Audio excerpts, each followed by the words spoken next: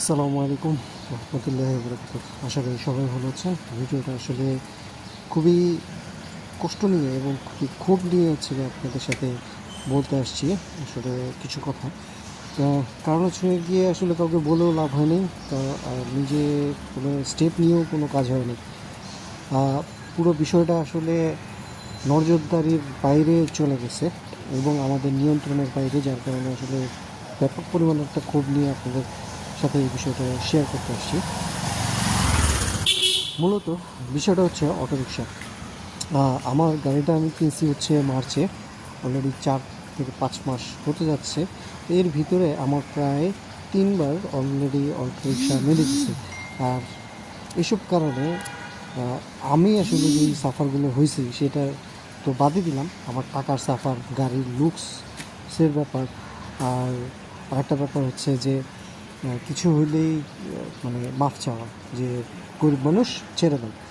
তো এই বিষয়গুলোর পরিপ্রেক্ষিতে আমার কাছে মনে হচ্ছে যে আমরা যারা আসলে রোড ট্যাক্স দিচ্ছি তাদের সবার উচিত আমাদের রোড ট্যাক্স টোটালি অফ করে দেওয়া।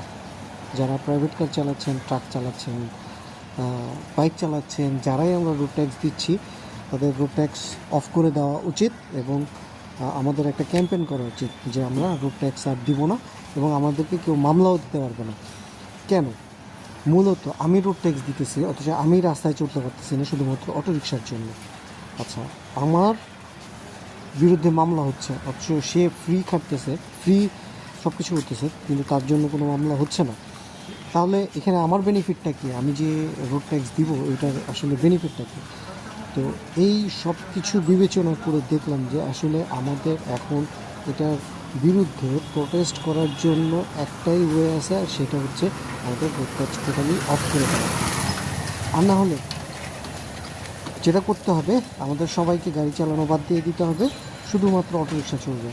অ্যাম্বুলেন্সের হেল্প অটোরিকশা দিবে। আপনার কোথাও যাবেন সেটার জন্য অটোরিকশা হেল্প করবে আপনাকে, যাই করবে সব কিছু অটোরিকশা করবে। তো আমার মতে যে এইভাবে চলতে দেওয়া যায় না, এভাবে চলা উচিতও না। কারণ আমরা আসলে জুলুমের শিকার এখন। এই গভর্নমেন্ট পারবে না, কিছু করার নেই। কাজে আমাদেরকে দায়িত্বশীল হতে হবে, এছাড়া আর কোনো উপায় নেই। হয় আমাদেরকে রাস্তায় চলতে হয়, হলে এদেরকে প্রোটেস্ট করতে হবে, আর নাহলে আমাদেরকে গাড়ি চালানো বাদ দিয়ে দিতে হবে। আপনি একটা জিনিস চিন্তা করেন যে বসুন্ধরা এলাকায় কোনো অটোরিকশা চলতে পারছে না, ক্যান্টনমেন্ট এরিয়ায় কোনো অটোরিকশা চলতে পারে না। কেন? কারণ হচ্ছে গিয়ে তাদের গভর্নমেন্ট তারা নিজেরাই। কাজেই আপনার গভর্নমেন্ট আপনি, আমার গভর্নমেন্ট আমি। সো